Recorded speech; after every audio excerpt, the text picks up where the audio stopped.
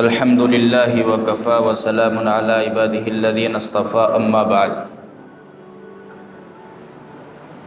فاعوذ باللہ من الشیطان الرجیم بسم اللہ الرحمن الرحیم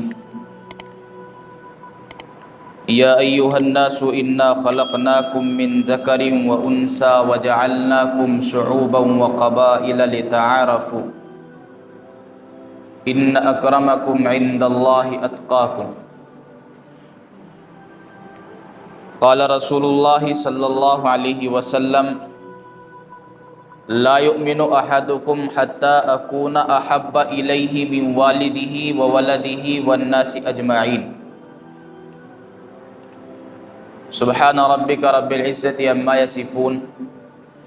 وسلام علی المرسلین والحمد للہ رب العالمین اللہم صلی علی سیدنا مولانا محمد وعلی آلہ واصحابہ وبارک وسلم۔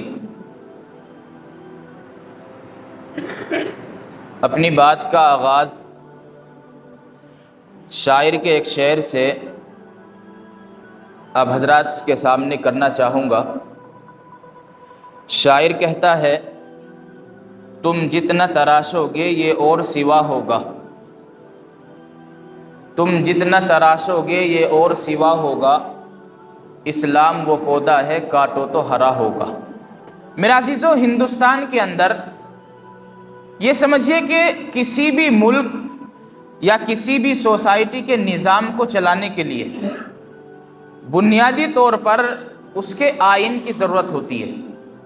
آئین کا مطلب یہ ہوتا ہے کہ کچھ اصول و ضوابط ہوتے ہیں، جن اصول و ضوابط کی بنیاد پر وہ سوسائٹی، وہ معاشرہ، وہ گاؤں، وہ بستی، وہ اسی طریقے سے وہ مسجد، وہ مدرسہ، وہ مکتب یا کوئی بھی تنظیم یا کوئی کچھ بھی کہہ لیجئے،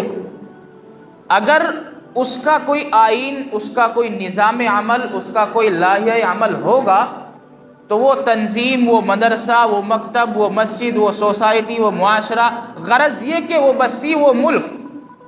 اسی وقت ترقی پا سکتا ہے جب اس کے سامنے اس کا آئین محفوظ ہوگا، جب اس کے سامنے اس کے اصول و ضوابط محفوظ ہوں گے۔ اگر کسی بھی ملک کے پاس میں، اگر کسی بھی سوسائٹی کے پاس میں زندگی گزارنے کے اصول و ضوابط اور قوانین نہیں ہیں تو میرے عزیزو، تھوڑے بہت دنوں کے بعد وہ سوسائٹی، وہ معاشرہ، وہ ملک تباہ و برباد ہو جائے گا، اور اس کی تباہی و بربادی کو کوئی روک نہیں سکتا۔ اس لیے کسی بھی چیز کے نظام کو مستحکم اور مضبوط بنانے کے لیے ضرورت پڑتی ہے اس کے آئین کی، اس کے اصول و ضوابط کی، اور ہر سوسائٹی کا، ہر چیز کا ایک اصول ہوتا ہے، اور اسی طریقے سے ہر بستی کا، ہر گاؤں کا، اور غرض یہ کہ ہر ملک کا ایک دستور اور ہر ملک کا ایک آئین ہوتا ہے، آئین ہندوستان۔ اور اسی طریقے سے اپنے اپنے اعتبار سے ہر ملک کا جو آئین ہوتا ہے وہ اپنے اعتبار سے اس کو نام دیتا ہے۔ ہمارے ملک ہندوستان کا جو آئین ہے اس کو آئین ہند کہا جاتا ہے۔ اس آئین ہند میں یا کسی بھی ملک کے آئین میں ہوتا یہ ہے کہ اس ملک میں رہنے والے افراد کو دیکھا جاتا ہے کہ اس میں رہنے والے افراد کون ہیں، کس مذہب سے تعلق رکھنے والے ہیں، ان کے عقائد کیا ہیں، اور اسی طریقے سے کتنی قومیں اس ملک کے اندر ہیں۔ ان تمام چیزوں کا حساب لگا کر کے پھر ایک مجوزہ اور مسودہ تیار کیا جاتا ہے، جس کے تحت سارے ملک میں رہنے والوں کی اور بسنے والوں کی، چاہے وہ کسی بھی علاقے سے تعلق رکھنے والا، کسی بھی مذہب سے تعلق رکھنے والا، اور اسی طریقے سے کسی بھی نسل سے تعلق رکھنے والا ہو، اس آئین کے اندر ہر مذہب، ہر نسل اور ہر علاقے کے رہنے والے لوگوں کی حقوق کی رعایت کی جاتی ہے، اور تمام کے حقوق کو دیکھتے ہوئے اس مسودے کو اور اس آئین کو تیار کیا جاتا ہے، جس کے ساتھ میں ہر انسان اپنی آزادی کے ساتھ زندگی گزار سکتا ہے۔ اسی طرح ہمارا ملک ہندوستان جو ہے وہ مختلف تہذیبوں کا امین اور مختلف تعلیم و ثقافت اور تعلیمی نظام کا گہوارہ ہے۔ یہاں ہمارے ملک ہندوستان کے اندر مختلف مذاہب کے لوگ رہتے ہیں، چنانچہ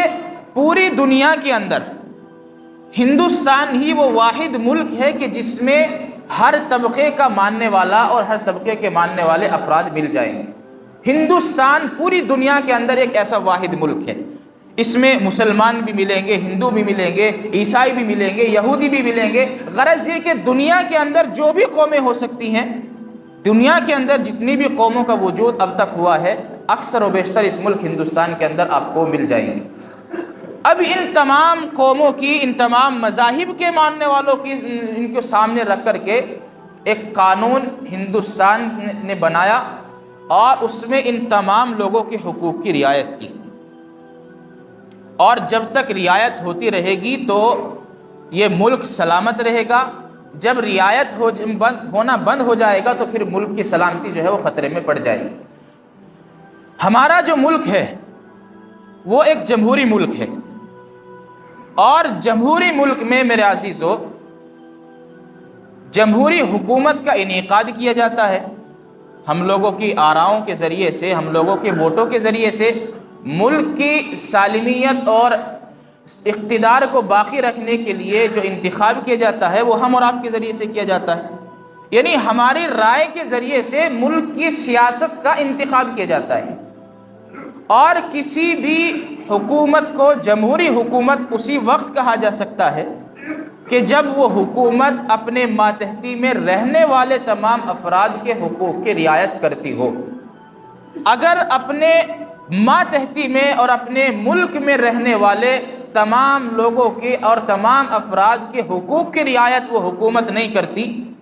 تو اس کو میرے عزیزو جمہوری حکومت نہیں کہا جائے گا، اس لیے کہ جمہوریت کا مطلب ہے کہ تمام کے حقوق کو ادا کرنا اور تمام کے حقوق کی رعایت کرنا۔ آج ہمارے ملک ہندوستان کے اندر ہو یہ رہا ہے کہ مسلم کمیونٹی کو اور مسلمان کو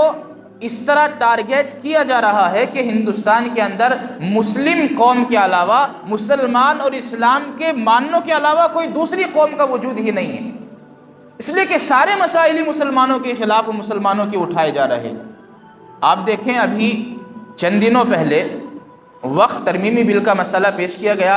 1-1.5 مہینہ پہلے اسی طریقے سے طلاق ثلاثہ کا معاملہ پیش کیا گیا، اور اسی طریقے سے کبھی یکساں سول کوڈ کے ذریعے سے اور اس کو نافذ کرنے کے ذریعے سے ہماری شناخت کو چھیننے کی کوشش کی گئی، ہمارے ایمان کو سلب کرنے کی اور ختم کرنے کی کوشش کی گئی۔ میرے عزیزو، ان تمام چیزوں کو دیکھتے ہوئے ذہن اس بات کی طرف جاتا ہے کہ ایسا محسوس ہوتا ہے کہ ہماری ہندوستان حکومت کو اور ارباب اقتدار کو صرف اس ملک ہندوستان کے اندر ایک مسلمان نظر آتا ہے اور اس کے مسائل نظر آتے ہیں۔ آپ دیکھیں، آپ غور کریں، آپ میرے عزیزو، اگر ہم اپنے ہندوستان کے آئین کو اٹھا کر اگر ہم دیکھیں تو اس میں مسلمانوں کی طرح، دوسرے لوگوں کی طرح مسلمانوں کو بھی آزادی کا حق حاصل ہے، وہ اپنے اعتبار سے اپنے نظام کو چلا سکتا ہے۔ آج میں آپ حضرات کے سامنے آئین ہند کی 3 دفعات کا تذکرہ کرنے کے لیے حاضر ہوا ہوں، اور یہ بھی یاد رکھنا چاہیے کہ آج ہمارے ملک ہندوستان کے اندر جو 3 تاریخ میں، آنے والی 3 تاریخ میں، آج، کل اور پرسوں، اتوار کے دن جو پروگرام ہونے والا اس کے تعلق سے بھی آپ حضرات کے سامنے پچھلے ہفتے بھی بات آئی تھی، اور انشاءاللہ اس کے متعلق بھی آپ حضرات کے سامنے کچھ بات رکھوں گا۔ لیکن سب سے پہلے ہمیں یہ بات سمجھ لینی چاہیے کہ مذہبی آئین ہندوستان کے اندر ہم مسلمانوں کو یا کسی بھی قوم کو 3 جو آئین حاصل ہوتے ہیں اور 3 حقوق حاصل ہوتے ہیں وہ بنیادی ہوتے ہیں۔ پہلا ہوتا ہے انصاف، اور اسی طریقے سے دوسرا ہوتا ہے آزادی، اور اسی طریقے سے تیسرا ہوتا ہے اخوت و بھائی چارگی۔ انصاف کے اندر آزادی، مساوات اور اخوت کے تقاضوں کو اس میں پورا کرنا ہوتا ہے۔ اس میں سماجی، معاشی، سیاسی انصاف شامل ہیں، یعنی جس سوسائٹی کے اندر کوئی بھی مذہب کے ماننے والے، کوئی بھی ریلیجن رہتا ہو، اس کے ساتھ میں انصاف کا معاملہ کیا جائے۔ اب انصاف کا معاملہ کس چیز میں کیا جائے گا، اس میں یہ صاف طور پر، بنیادی طور پر ذہن میں رکھیں کہ اس میں سماجی، معاشی، سیاسی انصاف شامل ہے، یعنی جو سیاست کا حق آپ لوگوں کو شامل ہے وہی ہم لوگوں کو بھی حاصل ہونا چاہیے، یا دیگر ریلیجن کو حاصل ہونا چاہیے۔ جو زندگی اور معاشی زندگی گزارنے کا جو طریقہ آپ لوگ حاصل کر سکتے ہیں اور ہر آدمی اپنے آزادانہ مزاج سے حاصل کر سکتا ہے، اس کو ہم بھی حاصل کر سکتے ہیں۔ یہ پابندی لگانے کی کوئی قطعاً ضرورت نہیں ہے کہ آپ یہ کام نہیں کر سکتے، آپ یہ کر سکتے ہیں، آپ اس کو چھوڑ دیجئے۔ معاشی اعتبار سے بھی کسی بھی مذہب کے ماننے والوں کو ہمارے ملک ہندوستان کے آئین کے اندر یہ حق حاصل ہے کہ وہ یہ کام کر سکتا ہے۔ دوسری چیز، دوسرا جو حق ہوتا ہے، بنیادی حق، وہ ہوتا ہے آزادی۔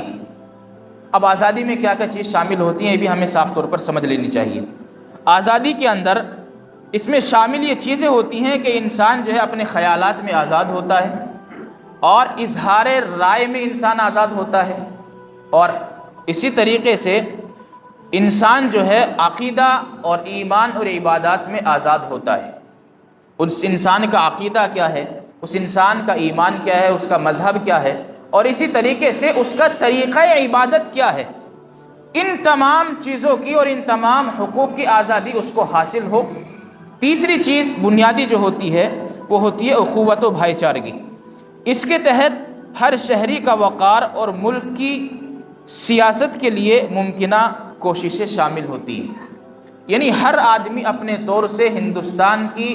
ترقی کے لیے، ہندوستان کو، اپنے ملک کو مضبوط اور مستحکم بنانے کے لیے سیاست کے اعتبار سے بھی کام کر سکتا ہے، یا اسی طریقے سے جس طرح بھی ملک کی سالمیت کو باقی رکھا جا سکتا ہے، ملک کی مضبوطی کے لیے انسان جو ہے وہ کوئی بھی کام کر سکتا ہے۔ یہ اخوت و بھائی چارگی کے اندر شامل ہوتا ہے، اور اخوت و بھائی چارگی کا مطلب یہ ہوتا ہے کہ آپس میں پیار و محبت کے ساتھ تمام لوگ جس سوسائٹی میں اور جس ملک میں رہتے ہیں، اس ملک کے رہنے والے تمام ریلیجن، تمام افراد مل کر کے یکساں ہو کر کے اپنے ملک کو ترقی دینے کے لیے اور اپنے ملک کی مضبوطی کے اور استحکام کے لیے وہ ہر ممکن کوشش کریں۔ یہ اخوت و بھائی چارگی کا مطلب ہوتا ہے۔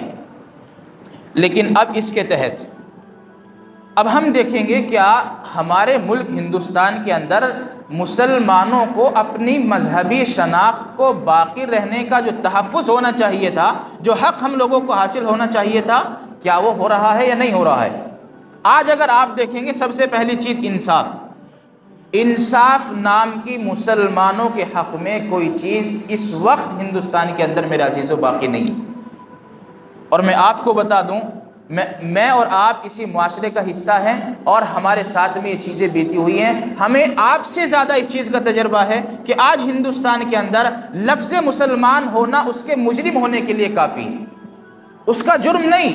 جو اس نے غلطی کی ہے یا نہیں اس نے کوئی غلطی کی ہے، لیکن اگر کسی معاملے میں یہ پتہ چل جائے کہ یہ مسلمان ہے تو صرف اسی کا نام مجرم کی شکل میں بنا کر کے پیش کیا جاتا ہے، اور دیگر جو لوگ ہوتے ہیں اس کو ہٹا دیا جاتا ہے، اس کو پیچھے چھوڑ دیا جاتا ہے۔ چنانچہ ہندوستان کے اندر بہت سارے واقعات ایسے ہوئے ہیں کہ جب مختلف لوگوں نے اس واردات کو انجام دیا اور دیگر ریلیجن کے لوگ جو ہیں وہ اس معاملے میں پیش رہے، لیکن مسلمانوں کو زبردستی اس کے اوپر وہاں موجود رہنے کے جرم میں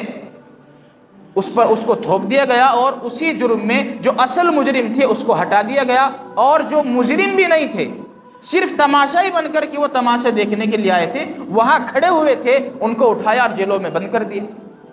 ایسے واقعات ہمارے پاس میں میرے عزیزوں بہت سارے ایسے واقعات ہیں کہ جہاں مسلم کے جرم کا اور اس کے گناہ کا کوئی تصور ہی پیدا نہیں ہوتا، لیکن سب سے بڑا مجرم بنا کر کے ایک مسلمان کو پیش کیا جا رہا ہے، اس لیے کہ اس ملک ہندوستان کے اندر صرف لفظ مسلمان اس کے ظالم اور اس کے مجرم ہونے کے لیے کافی بن چکا ہے کہ اگر مسلمان ہے تو یہ مجرم ہے۔ تو انصاف نام کی تو ہمارے حق میں میرے عزیزوں کوئی چیز باقی اس ہندوستان کے اندر نہیں رہی۔ چنانچہ اگر ہمارے ساتھ میں انصاف نہیں ہو رہا ہے تو یہ ہمارے ملک ہندوستان کے لیے اور آئین ہند کی دفعہ 29 کے تحت ہم لوگوں کو انصاف نہ ملنے سے آئین ہند کی دفعہ 29 کا النگھن یہ ارباب اقتدار کر رہے ہیں۔ اسی طریقے سے انسانی فطرت کا سب سے حساس مسئلہ ہوتا ہے اس کا مذہب، اس کا ایمان، اس کا عقیدہ، وہ کس ریلیجن سے تعلق رکھتا ہے، انسانی فطرت کا سب سے حساس مسئلہ ہوتا ہے۔ اور اسی وجہ سے اپنے مذہب کے نام پر انسان اپنی جان کی بازی لگانا اس کو بھی معمولی سمجھتا ہے۔ چاہے کسی بھی مذہب سے تعلق رکھنے والا ہو، جب مذہب کی باری آتی ہے تو چاہے وہ مسلم ہو، غیر مسلم ہو، ہندو ہو، اسی طریقے سے عیسائی ہو، یہودی ہو، الغرض کوئی بھی کسی بھی مذہب سے تعلق رکھنے والا ہو، لیکن یہ مذہب ایک ایسا حساس مسئلہ ہے کہ انسان اس کے اوپر اپنی جان کی بازی لگانے کے لیے تیار ہو جاتا ہے۔ اب ہندوستان کے آئین کے اندر دفعہ 25 میں یہ کہا گیا ہے کہ تمام اشخاص کو آزادی ضمیر اور آزادی سے مذہب قبول کرنے، اس کی پیروی کا مساوی حق حاصل ہے۔ یعنی اس ہندوستان کے اندر کوئی بھی انسان کسی بھی مذہب کو اپنا سکتا ہے اور اس پر عمل کر سکتا ہے، یہ انسان کو آزادی حاصل ہے۔ اسی طریقے سے میں آپ کو ایک اور دفعہ آپ کے سامنے ذکر کرتا چلوں دفعہ 30 کے تحت ہندوستانی آئین کے اندر یہ کہا گیا، تمام اقلیتوں کو خواہ وہ مذہب کے نام پر ہوں یا زبان کے نام پر اپنی پسند کے تعلیمی ادارے قائم کرنے اور ان کے نظام کو چلانے کا حق حاصل ہوگا۔ یہ دو چیزیں ہیں، ایک تو مذہب کی آزادی، یعنی انسان کسی بھی مذہب کو اپنا کر اس پر عمل کر سکتا ہے، اس کی پیروی کر سکتا ہے۔ ایک ہوتا ہے اس مذہب کی حفاظت کے لیے اپنے دینی اور تنظیموں اور اپنے دینی اداروں کا قیام،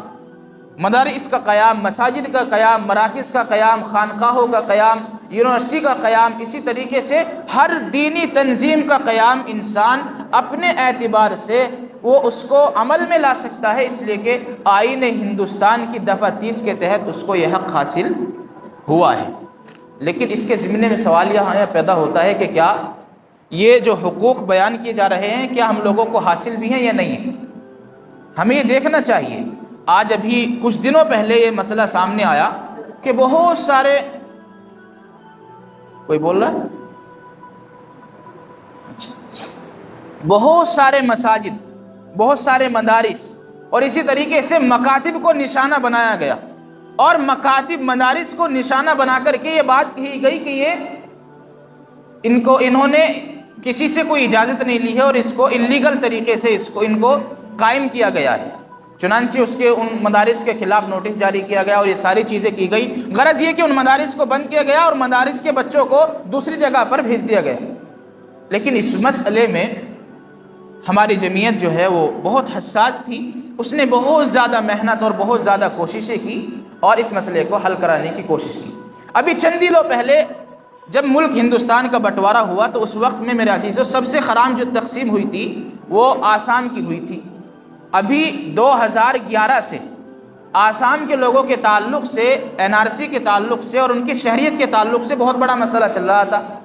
اور مسلسل اس میں بحثیں ہو رہی تھی۔ 2023 کے اندر آخری بحث ہوئی اور اس میں فیصلہ جو ہے وہ لکھ دیا گیا، لیکن 2024 کے اندر ابھی ایک 15-20 دن پہلے وہ فیصلہ آیا، مہینہ پہلے،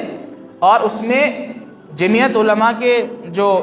نائب صدر ہیں حضرت اقدس مولانا اسجد مدنی، ابھی آپ کے لونی شہر میں آئے تھے، ہم بھی اس پروگرام میں گئے تھے، تو وہ بتا رہے تھے کہ جمعیت کی کوشش کی بدولت 45 سے 50 لاکھ لوگوں کی شہریت کا اور 50 لاکھ لوگوں کو اس ملک ہندوستان کی شہریت کا حق حاصل ہوا ہے۔ اب دیکھیں خدا نہ خواستہ اگر فیصلہ جو ہے سپریم کورٹ کا فیصلہ مسلمانوں کے خلاف آ جاتا تو 50 سے 45 لاکھ جو ہیں وہ ہندوستان کی سرزمین پر رہنے کے حقدار نہیں تھے۔ میرے عزیزو، یہ میں اس وجہ سے تھوڑا وقت بھی زیادہ ہے، میں آپ کے سامنے یہ بتانا چاہتا ہوں کہ ہمارے ملک ہندوستان کے آئین نے ہمیں ہر طرح کا حق دیا ہے، آزادی ہم لوگوں کو دی ہے، انصاف ہم لوگوں کو دیا ہے، مذہب کے نام پر آزادی ہم لوگوں کو دی ہے، اپنے دینی تعلیمی اداروں اور وقف املاک کی شکل میں آزادی ہم لوگوں کو دی ہے، لیکن موجودہ حکومت ان تمام آزادیوں کو ہم سے چھیننا چاہتی ہے۔ آج ہماری مساجد، مدارس اور اسی طریقے سے وقف جائیدادیں، ہمارے مراکز تمام میرے عزیزو آج داؤں پر لگے ہوئے ہیں، اور اس وقت میں ہمارے علماء کرام نے ہم لوگوں کو ایک آواز دی ہے اور اس آواز پر ہمیں لبیک کہتے ہوئے 3 تاریخ میں وہاں پر حاضری دینی ہے، اور اس کے لیے آپ کے سامنے پہلے بھی یہ بات رکھی گئی ہے۔ بات ہے میرے عزیزو، آج ہمارے لیے ہماری شریعت کا مسئلہ ہے، آج ہمارا قرآن، ہمارے رسول اللہ صلی اللہ علیہ وسلم کی تعلیمات، ہماری مساجد مراکز داؤں پر لگ چکی ہے، اور ساری چیزیں داؤں پر لگ چکی ہے۔ اگر جمہوری ملک میں اگر آپ اس حق کا استعمال نہیں کریں گے تو یاد رکھنا چاہیے جب تک انسان کا حق ہاتھ اٹھا ہوا ہے تو جمہوری ملک میں اس کے وجود کی قیمت ہے، جب انسان کا ہاتھ نیچے ہو جائے گا تو پھر اس کی کوئی قیمت نہیں ہوگی۔ اگر ہم جتنی زیادہ تعداد میں وہاں پہنچ سکتے ہیں میرا عزیزو، اگر ہم وہاں پہنچیں گے تو یقیناً یہ تمام حقوق ہم لوگوں کو حاصل ہوں گے۔ اگر خدا نہ خواستہ اس تعداد میں وہاں نہ پہنچا گیا تو پھر آپ اس چیز کے ذمہ دار خود ہوں گے، علماء کرام اس چیز کے ذمہ دار نہیں ہوں گے۔